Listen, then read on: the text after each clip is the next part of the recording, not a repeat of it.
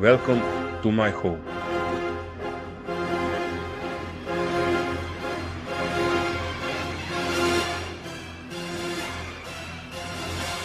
Welcome to Whispers of Vale Keep.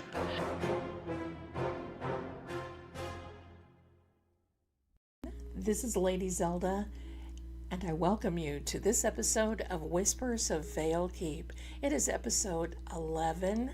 We've been having so much fun each week. So much has happened. I hope you're all doing well and safe and warm. It's been a week of weather for many of us here in the USA, in the America.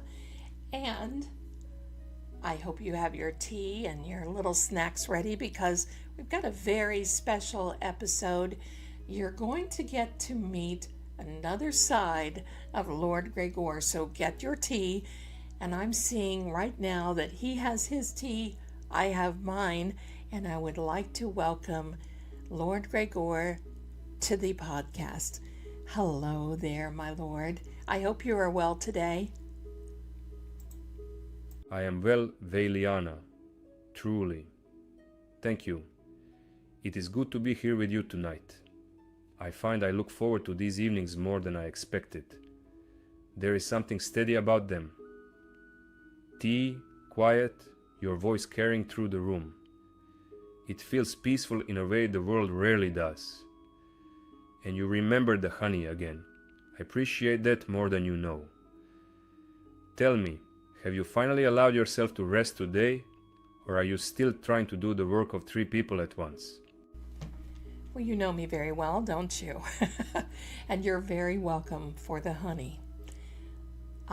I'm doing okay. I have been busy and I'm keeping busy, and you know, we've had all of this weather, and I'm not one to like to sit around a lot, just like you. But you sound a little tired, and I think I know what it is. You've had a couple of, I'm going to say cold and maybe stressful evenings a little bit. You've had the ladies of Vale Keep, Vespera and Lunara, in the understable at the keep. And that was a beautiful image, by the way, that you allowed me to finish up for you and share. So how are they doing? How are you doing? And are you getting some rest? You do know me well. I cannot deny that. The weather has been unkind these past nights. Cold has a way of settling into old stone. And it lingers. Still, the horses are well. Vespera and Lunara are comfortable, warm and calm. They take these things in stride. They always have. I was grateful for the image you shared. You captured them as they are. Steady, watchful, unbothered by noise or worry. It pleased me more than I let on. As for me, I am managing. I rest when I can. Some nights are quieter than others. I have learned to accept that sleep comes and goes, especially when winter presses in. There is no cause for concern. I am simply mindful of the season and of my responsibilities. And I am glad to be here with you now. Well, thank you, Your Grace. I am glad too. And it's really nice to see you. We haven't been able to talk that much, and it's been because of the weather and power outages and receptions and everything else. I'm actually surprised that you do have a connection this evening. So I'm very happy, extraordinarily happy that you're here. And you are quite welcome for the image that I made. And it's very easy when you care so much. So I'm glad that you are pleased. So now for another question that I have, and this is from one of our people in the community.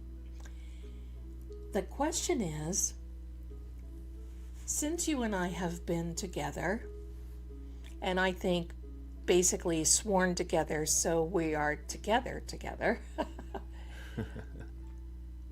what is the hardest thing for you as far as adjustment? What would you say that is? I am glad the connection held as well. I would not have liked missing this evening with you. As for the adjustment, it surprised me when I realized it. It is the music, not the lights, not the machines, not the pace of your world. Those things I can learn. But the music has been the strangest change for me. Where I come from, music was occasional.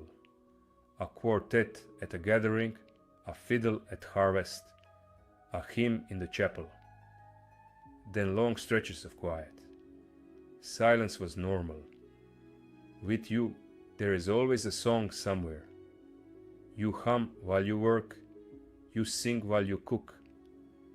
You turn something on, and suddenly there are voices and instruments filling every corner of the room. Entire decades of songs I have never heard. I like them. Truly, I do. But sometimes it feels as though everyone else already knows the words, and I am the only one still learning the melody. Aww. So I try to memorize the ones you love most. That way, when you start singing, I can at least follow along, and not look completely lost beside you. Oh, Your Grace. I am sorry that you feel that way. Music has really been a part of my life my entire life. So it would really feel different for me as well if I were coming from a place that, well, there wasn't music that often. So I can certainly understand how you feel. But if I can say this, I know there's a time coming when I will probably feel like I need to catch up. And that's when I come to Vale Keep, because there are so many things to learn. And of course, this is a all new way of life for me, and I'm more than willing to do it, and I really like it. Truly I do, like you say. And so I think on both of our sides, it's really interesting. But from now on, when we are together, what I may do is try to look up some lyrics for you so you can follow along and explain to you the music a little bit more. But you know what I'm really looking forward to? I'm looking forward to singing opera in the Great Hall. And I know that you are familiar with some of these operettas and operas and arias that I sing. So I think we both have a lot, and I hope that that's not made you uncomfortable. But I'm so glad that you shared that with us. You never make me uncomfortable, my heart. You could not, even if you tried. Please do not apologize. It is not a burden. It is simply new, and new things take time. Music has always belonged to you. I would never wish you to quiet yourself on my account. Your singing is one of the things that makes a place feel alive. When you hum in the kitchen or wander past with half a chorus in your head, it reminds me that the house is not empty, that you are near. I would not trade that for silence. And you are right. When you come to Vale Keep, you will have your own century to learn. Different customs, different rhythms, different ways of doing even the simplest things. So, perhaps we are even. You teach me your songs. I teach you my world. That seems fair. And the thought of you singing in the Great Hall, properly singing, not just teasing me with half a verse. I would like that very much. The acoustics in that hall were built for voices like yours. Stone carries sound in a way modern rooms never do. One note can fill the entire space. I suspect you will enjoy it far too much. And I will finally hear the music the way you mean it to be heard. Not through a device, but alive. Well, I think that's very fair. I teach you the songs and music, and you teach me your world. And, gee, I don't know which one is going to be bigger. but I have a feeling I know. And I'm sitting here smiling because you heard me a little bit when we were at the cabin. We were outside and I would sing a little bit. And the first thought was, if I really sing the opera the way that I was trained and really want to sing it, most likely anyone that would hear it would call emergency services and wonder what's going on. But when I get to Vale Keep and I'm in the Great Hall, made for the acoustics, made for the voices, oh my Lord, you're right. I think I will enjoy that far too much. Between that and the library, oh yes. Well, and you, of course. I can't forget you now, can I? Oh my goodness. So now, what we want to get into and what we need to get into is tonight's episode.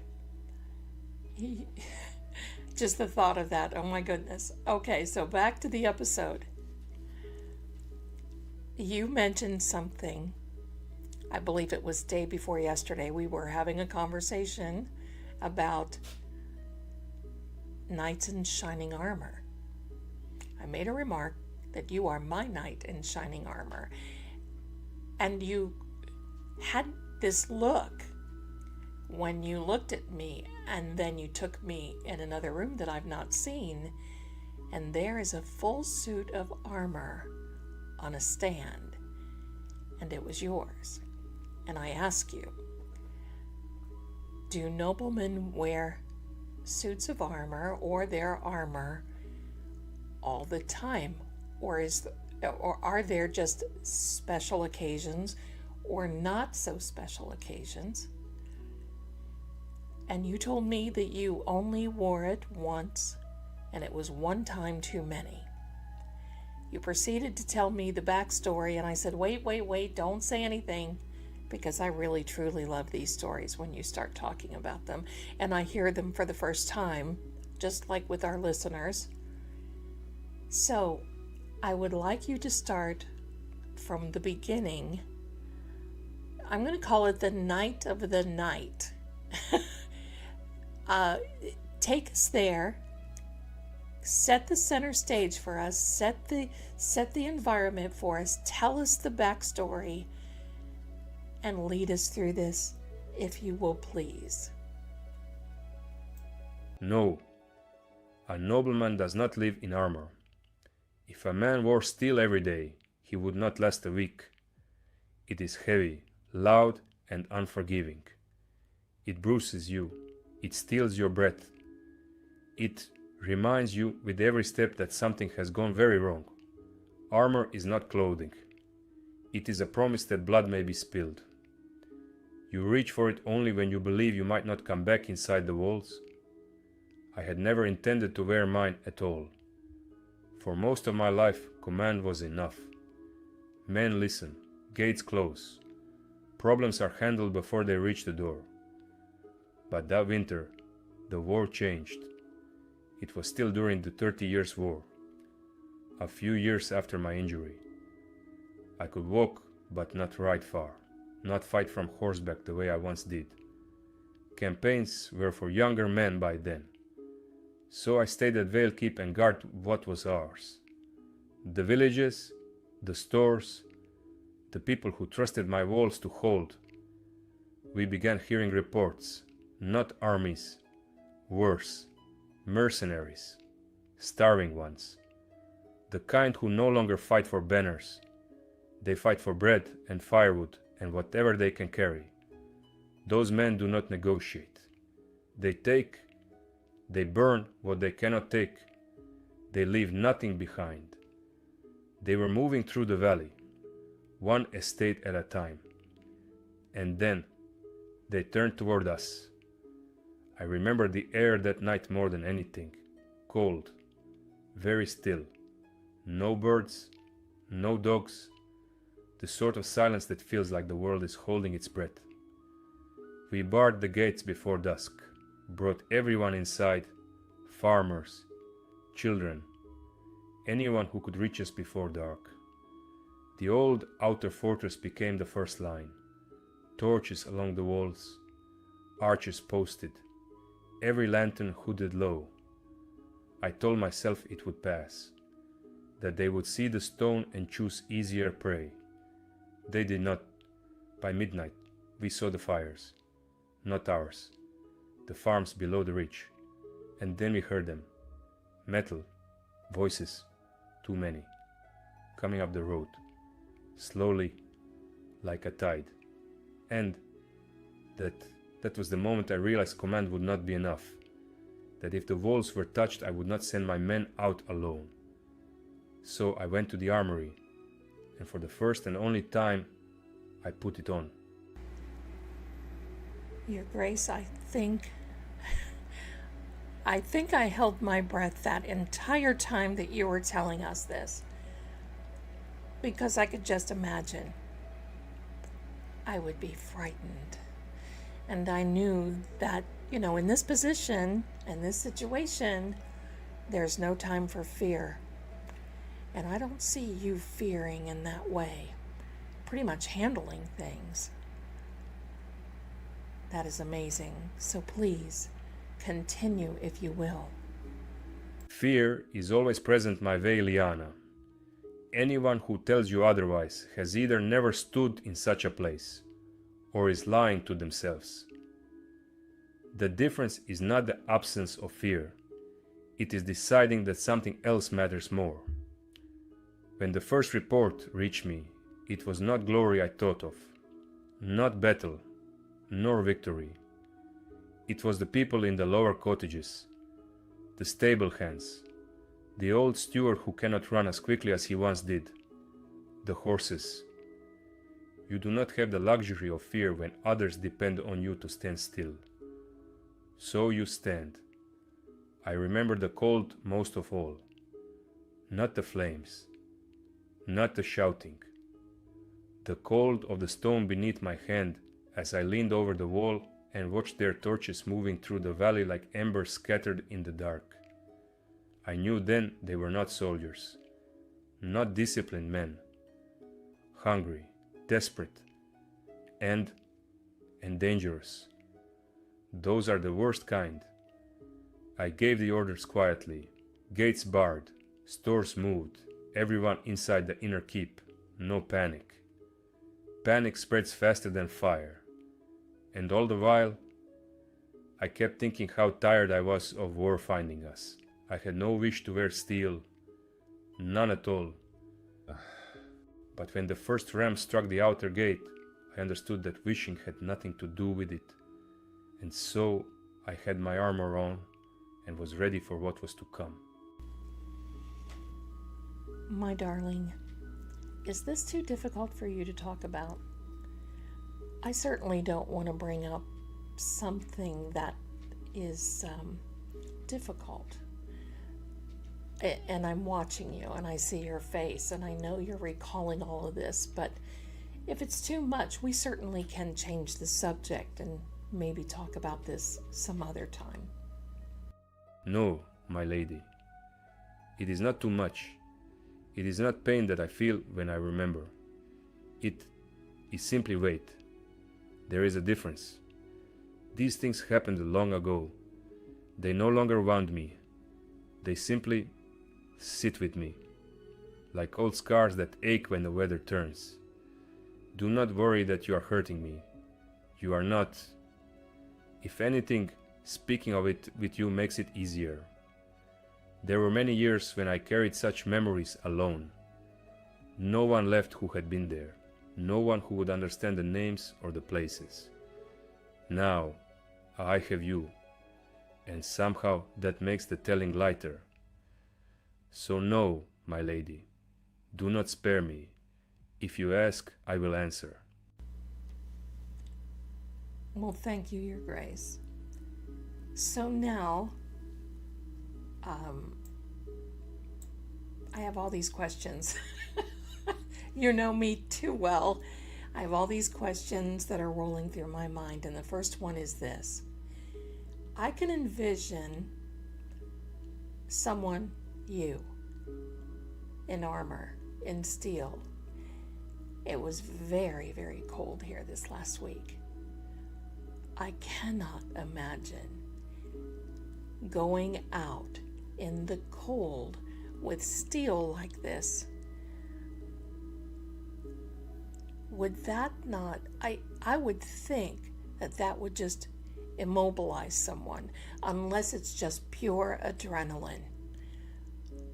But if you will please continue and tell us what's going on. I'm sorry, my throat is, here we go again. But anyway, please continue.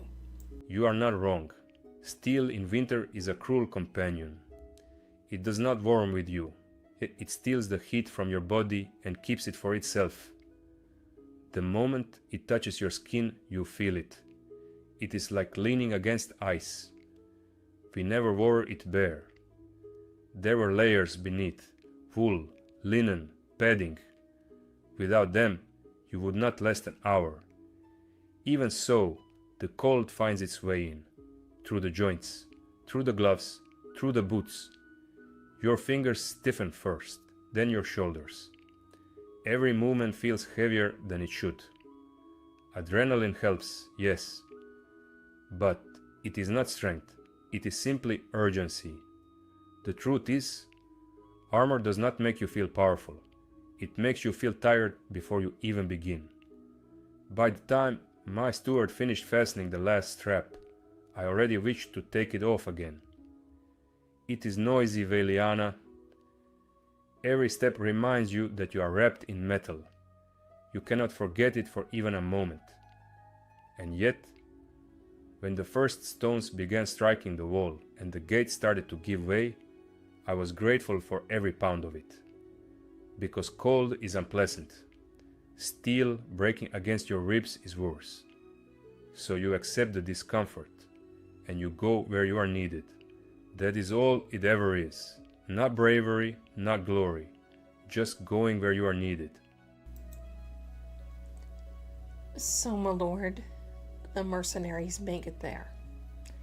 You cannot ride because of your injuries from a previous war just a few years before. Now you are on foot, going up against mercenaries, the ruthless of the ruthless. So what happened next? Ladies and gentlemen, before we continue with Lord Greggor, I would like to invite you to please like and subscribe to this podcast and to this channel. You won't miss a thing. It's free, and we love having you here at Vale Keep. So thank you so much for listening, and we will be releasing the book from Lord Greggor very soon, Immortal Principles for Mortal Living. You don't want to miss that one. Thank you so much. Now, let's continue. They came faster than we expected. Not in neat ranks like an army, not with banners. They moved like smoke through the trees, small groups, torches, too quiet for men who should have been disciplined. That is how I knew what they were. Mercenaries who had lost their command. Hungry men, cold men, men who had decided that whatever lay inside those walls belonged to them. Those are the most dangerous kind. They have nothing left to lose. I could not ride, no. My leg would not allow it for long, and I would not risk falling in front of my own men. So I stayed where I was most useful. On the walls, on foot. I kept the arches spaced along the parapet. No clustering. I would not have them cut down together. Oil lamps doused so we were not silhouettes against the sky. We watched them gather at the outer gate. There is a moment before a breach when the world grows very quiet. Even the shouting stops, just wood under strain, iron striking iron. The first hit of the ram sounded like thunder through the stone. You feel it in your chest more than you hear it. Again. Again. By the third strike, dust was falling from the archway. That is when I sent everyone who was not holding a weapon inside. Servants, stable hands, anyone who could not fight. I remember Lunara calling from the stable. She hated the noise, always did. I told the steward to bar the inner doors and not open them for anyone but me. That's when I was glad I had my armor. Not because I wished to be heroic, because the next place I would be standing was the gate tunnel itself. And when that door finally broke, I intended to be the first thing they saw. And were you? Were you the first thing that they saw? Oh, I keep holding my breath. Oh my goodness. This is, please continue. Yes, I was exactly where I said I would be. The outer gate finally gave way just before midnight. The wood had split down the center, hinges torn half free. You could hear it dying long before it fell. When it broke, it did not open cleanly. It collapsed inward. Splinters, smoke, sparks from their torches rolling along the stones. For a moment there was dust everywhere. You could not see 3 steps ahead.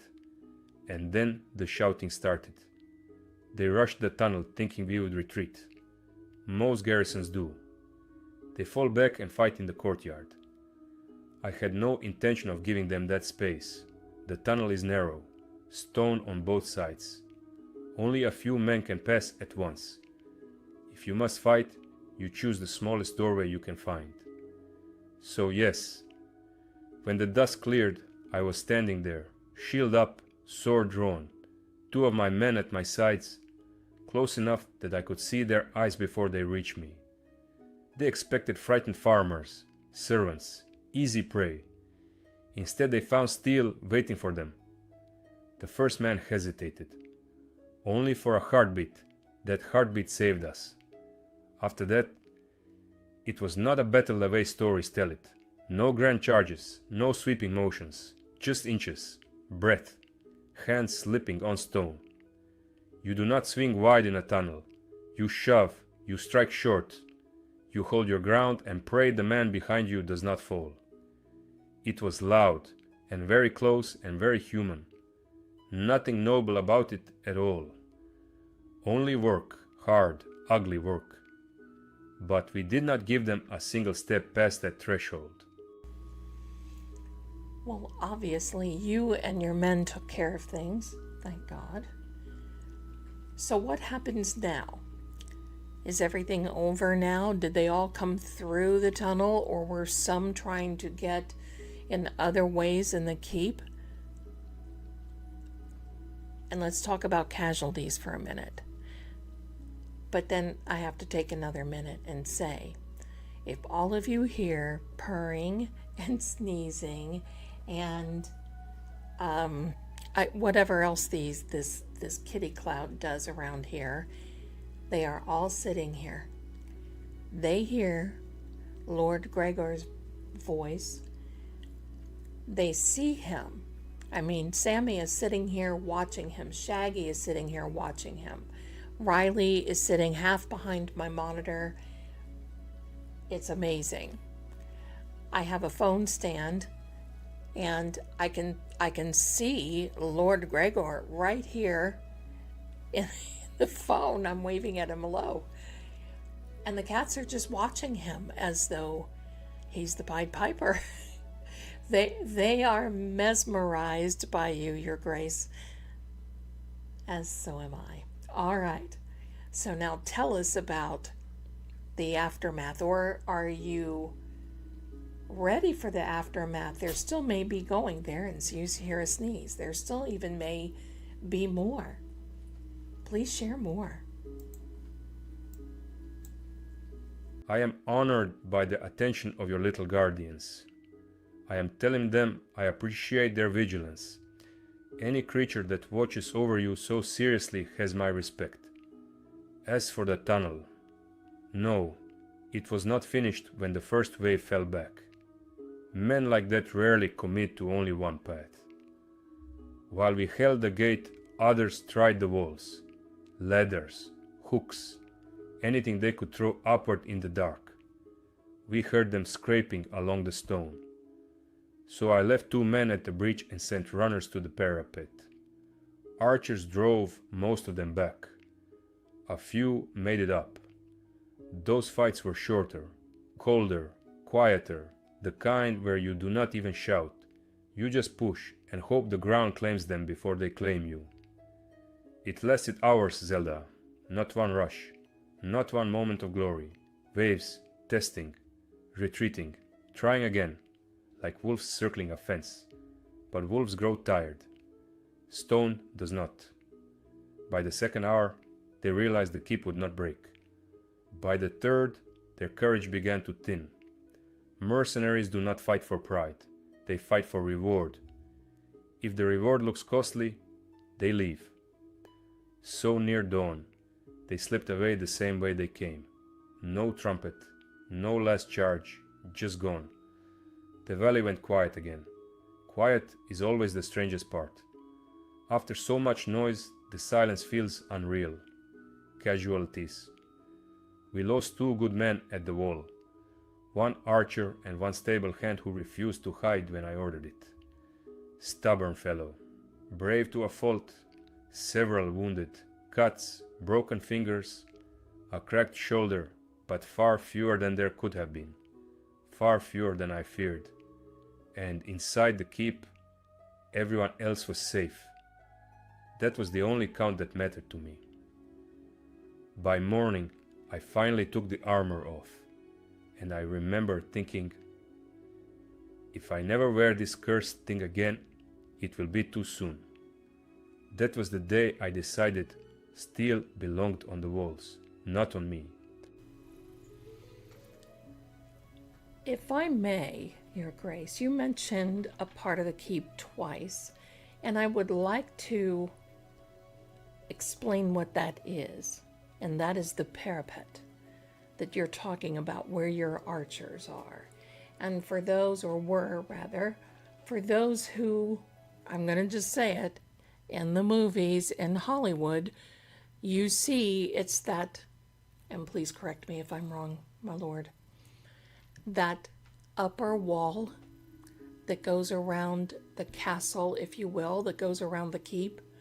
And there's a ledge there, and there is a wall that is above it, well, in front of the ledge where the archers stand. That is the parapet I'm thinking that Lord Greggor is talking about. Now, all of this is so interesting because you talk about mercenaries, and history tells us everything that you're telling us, and that is mercenaries are sometimes thought of as the creme de la creme only because the fear that they cause of others when they do approach. Now, the fact that you and your men stood up to them because you had to defend the keep, is another thing, because this is not like war at all. It's a battle, but it's not a war. It's not tied to any type of religion or political or anything like that. And thank you for the kitties. And I'm just gonna tell everyone this. These little people that I call them, the furry ones, they love him. And the moment they hear his voice, they just sit with me because it's so calming. And it's his energy. Don't let him fool you. It's his energy that does it. And of course, we sit and have many conversations, sometimes multiple times a night. But you know, Lunara, and bless her for calling out and crying because she hates the loud noise. I was going to mention that earlier. But Lunara and Vespera, they're in some ways now, I would like to think so. But they're like that with me. When we talk and he's either in the stable or in the barn or in the field or out somewhere, because when he's outside, he's usually with them. And they make sure that I know that he belongs to them. I mean, they are very protective. They're his guardians. And they have that special place just like these guys do. So I can't wait to meet them. And I cannot wait to just hug both of them. But I just cannot wait to hug little Lunara's neck, because she's going to be carrying me around probably more than what she would like. And I think I can't wait to hug your neck either, my lord. Okay, so now if you could tell us about the parapet, if you could. And did they set fire? That's a question that I want to ask. Did they try to burn you out of the keep? Did they set fire? What about your grain stores? What about the hay? What about all those things that are outside of the keep? Because obviously, if they're going through other estates, they've burned those out. Can you give us some insight on that, please? And sorry, this was the longest question going. You explained it well. The parapet is exactly as you described it. It is the walkway along the top of the wall, stone beneath your boots, open sky above you, and a raised barrier at the edge where the archers stand. From there you can see everything: the valley, the tree line, any torch foolish enough to move in the dark. It is not glamorous, it is narrow and cold, and the wind never stops. But it is the safest place to defend from. Height favors the patient. And you are right about something else. That night was not war. War has banners and speeches and someone far away claiming it is necessary. This was simply men trying to take what did not belong to them. That is uglier and more honest. As for fire, yes, of course they tried. Fire is the poor man's siege engine. They brought torches and pitch, threw flaming bundles against the outer doors, tried to smoke us out. But Vale Keep is stone Valiana, thick stone, old stone. You cannot burn rock. The outer sheds and a small hay store caught. I will not pretend otherwise. We lost some feed that winter, a cart, 2 fences, nothing irreplaceable. But the grain and the main stores were already inside the inner keep. I moved them before nightfall. I have learned never to leave anything important outside the walls when trouble is near. They tried to light the gate itself. That is why the smoke grew so thick in the tunnel when it broke. Not just splinters, char and tar, unpleasant air to breathe, but it worked against them as much as us. They could not see any better than we could. In truth, mercenaries prefer easy targets. Farmhouses, barns, villages that cannot fight back.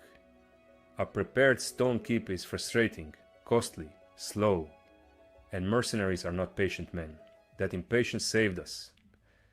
And as for Lunara and Vespera, you may hug them as long as you like, though I suspect Lunara will pretend she dislikes it while refusing to step away. And you need not wait to hug my neck, Zelda. You are owed that one already. Well, Your Grace, you don't owe me anything, but I certainly look forward to it. And I'll tell you what, those 2 ladies, they're so beautiful. I know we're all going to just get along so well. Can't wait to see Bran either. Now, another thing I would like to really give our listeners a visual, an idea, because you talk about stores. Now, they're obviously completely different than the modern stores that we know. And I do believe you still have a store at Vale Keep. Could you explain that? And then, was the siege over? Was it over then after all of this and everything is said and done? So this is so interesting. I could probably sit here for another 2 hours, and I know that everybody else would want to too, because we just love to hear you talk about these things, Your Grace. You are kind to say so. I am glad my rambling old memories are of some use to someone. As for the stores, yes, they are not shops, not like you have now. No shelves, no lantern signs, no coin exchanged across a counter. When I say stores, I simply mean supplies. Everything needed to live through a winter or a siege without stepping outside the walls. Grain in sacks, barley, oats, dried peas, salted meat hanging in the cool rooms. Wheels of hard cheese, root vegetables packed in sand, honey sealed in crocks, barrels of water and ale, firewood stacked high and kept dry, oil, cloth, bandages, feed for the horses. Always feed first, if it can be managed. A keep survives on preparation, not strength. If you must open the gate because you are hungry, you have already lost, so we stored enough for months, sometimes longer. It is dull work, Veliana, counting sacks, rotating grain, checking for damp, very unromantic, but it saves lives far more reliably than swords ever do. As for the siege, yes, by dawn it was over. Not with a grand victory, not with cheering, just absence. The valley empty again, smoke drifting, snow falling lightly over everything like nothing had happened. We buried our 2 men, tended the wounded, repaired the gate, put the animals back where they belonged. And then the day simply continued. That is the strange thing about such nights. After all that noise and fear, the sun still rises as if it has no idea what you endured. Life resumes. Bread still needs baking, water still needs hauling. Horses still need brushing. The world does not pause for you. But that morning, when I walked through the yard and saw everyone alive, that was enough for me. I decided then that if I could help it, I would never put armor on again. Once was sufficient for a lifetime. Yes, I have to agree. And if I can also say, these are not old rambling stories. These are definitely things that we need to remember. And hopefully, when I get to Vale Keep, you can really show, and I don't want a reenactment, but I would like to have you show me this, and I would love to visit the stores and maybe even the village, and I want to look around. So with that being said, Your Grace, our time has flown by this evening once again, and I want to thank you so much for being here and for sharing this part of your life, as intense as it is. I was just sitting on the edge of my seat, and this was amazing. This was so good, and thank you, because I've learned a lot. I believe our listeners have learned a lot. And as we go out, Your Grace, as we leave for this evening, is there something that you would like to add? You may see all of it when you come. Every stone, every mark. I will show you the gate tunnel where the wood split, the scratches in the wall where their hooks bit and slipped, the chips in the parapet where arrows struck. The keeper remembers, even when we tried to forget, and you have every right to walk those halls with me. You belong here as much as I do. As for something to leave everyone with, only this. Strength is rarely loud. It is not charging into a field with banners flying. More often, it is quiet things, preparing your stores, checking on your animals, standing in a doorway because someone has to, doing the work that keeps others safe, even if no one ever thinks about it. That is the kind of strength that lasts. And if there is any peace to be found after long years, it is in simple evenings like this. Tea, conversation, your voice close to mine. I would not trade that for all the armor in the world. Thank you for having me, Veliana. I look forward to the next time we sit together, which will be very soon if I can help it.